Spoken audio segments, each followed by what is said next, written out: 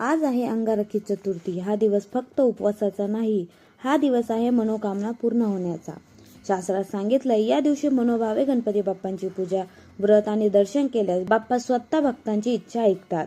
गणपती बाप्पांना दुर्वा, जास्वंदीचं फूल आणि मोदक अर्पण केल्याने ते खूप लवकर प्रसन्न होतात। पण आज मी तुम्हाला सांगणार आहे एक गुप्त उपाय जो फार कमी लोकांना माहीत आहे। गणपती बाप्पांची 12 पवित्र नावं: सुमुख, एकदंत, कपिल, गजकर्ण, लंबोदर, विकट, विघ्ननाश, विनायक, धूम्रकेतू, गणाध्यक्ष, भालचंद्र, गजानन। या नावांचा जप केल्याने विवाह, नोकरी, पैसा, आरोग्य, संकट सगळ्या अडचणी दूर होतात।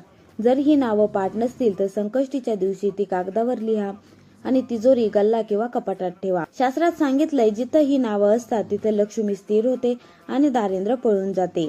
शेवटी फक्त एवढंच म्हणा, गणपती बाप्पा माझी मनोकामना पूर्ण करा। हा व्हिडिओ ज्यांना गरज आहे त्यांना लवकर शेअर करा आणि अशाच नवीन उपायांसाठी आपल्या चॅनलला सबस्क्राईब करा।